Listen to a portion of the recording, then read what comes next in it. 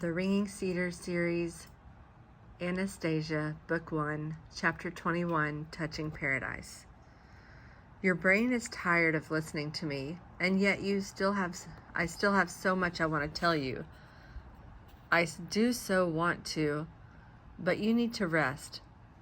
Let us sit again for a little while. We sat down on the grass. Anastasia took me by the shoulders and drew me close to her. The back of my head touched her breast, which gave me a pleasant, warm feeling.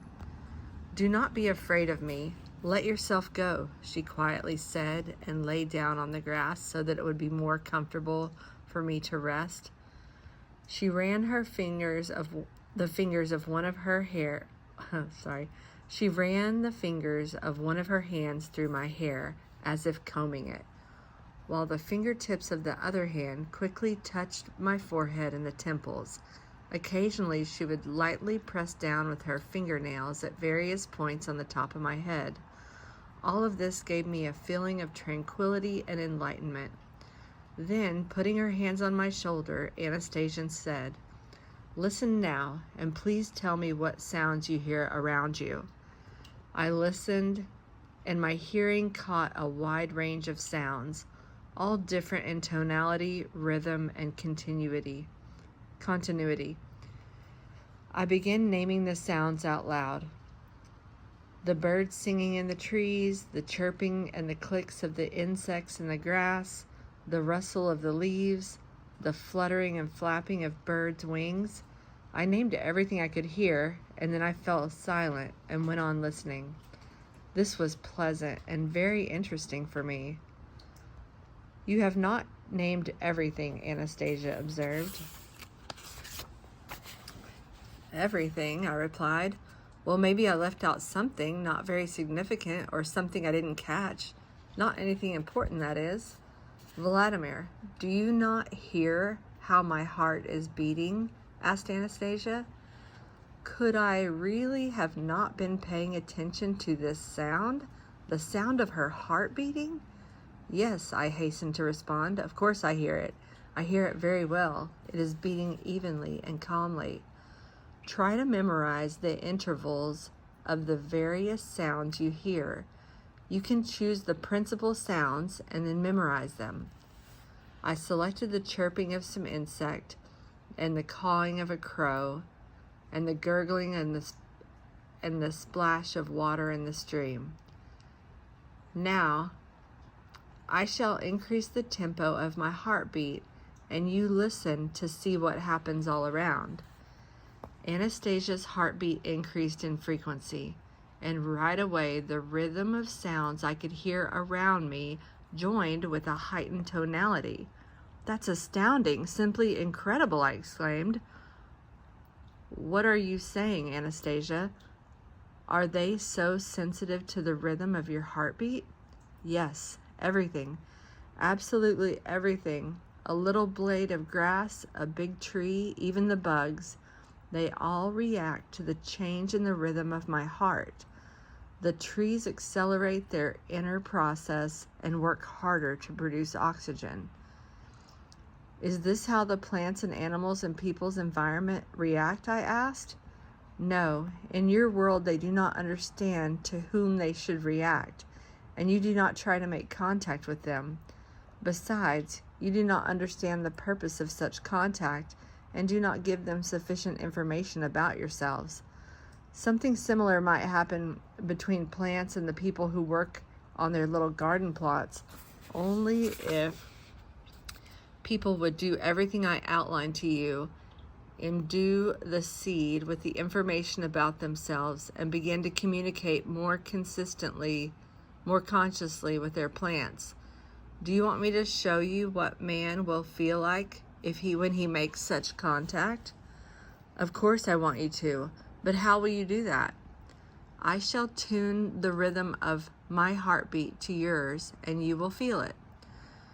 She slid her hand inside my shirt, her warm palm lightly pressed against my chest. Little by little, her heart adjusted its tuning and began beating at the same rhythm as mine. and something most amazing happened. I felt an unusual pleasant sensation, as though my mother and my relatives were right beside me. A sense of softness and good health came over my body, and my heart was filled with joy, freedom, and a whole new sensation, a whole new sense of creation. The range of the surrounding sounds caressed me and communicated the truth, not a truth comprehensible to all in all its detail, just something I felt intuitively.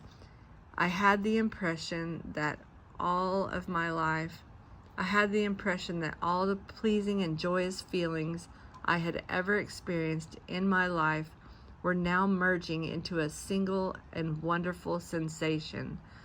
Perhaps it is this sensation that is called happiness. But soon, Anastasia began to change the rhythm of her heartbeat. The wonderful sensation started to leave me. I asked, "More, please give me some more, Anastasia." "I cannot do that for long.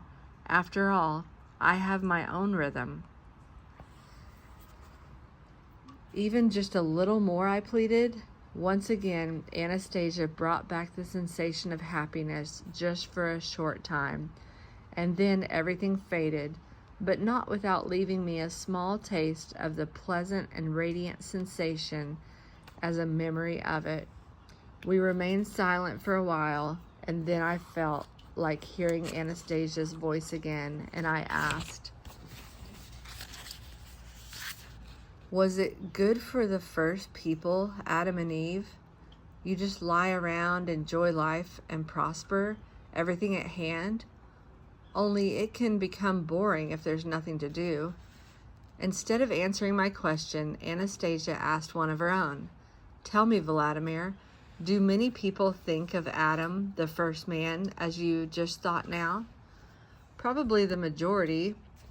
But what was there for them to do in paradise? It was only later that man started to develop and invent things. Man developed through labor. He became smarter thanks to labor." "Yes, labor is needful, but the first man was infinitely meaningful and but the first man was infinitely smarter than his descendants today, and his labor was more meaningful. It demanded considerable intelligence, awareness, and will." "But what did Adam do in paradise? Did he tend to a garden?" That is something that can be done today by any gardener, not to mention plant breeding specialist.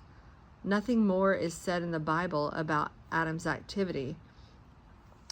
If the Bible told everything in detail, it would be impossible to read through in a single human lifetime.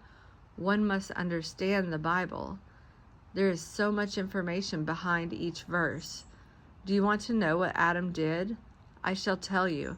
But first, remember that it is the Bible that tells you God assigned Adam the task of giving names and specifying the purpose of every creature living on earth. And he, Adam, did this. He did what all the scientific institutions in the world taken together have not yet been able to do. Anastasia, do you turn to God yourself? Do you ask him for anything for yourself? What more can I ask when so much has already been given to me? It is my task to thank him and help him.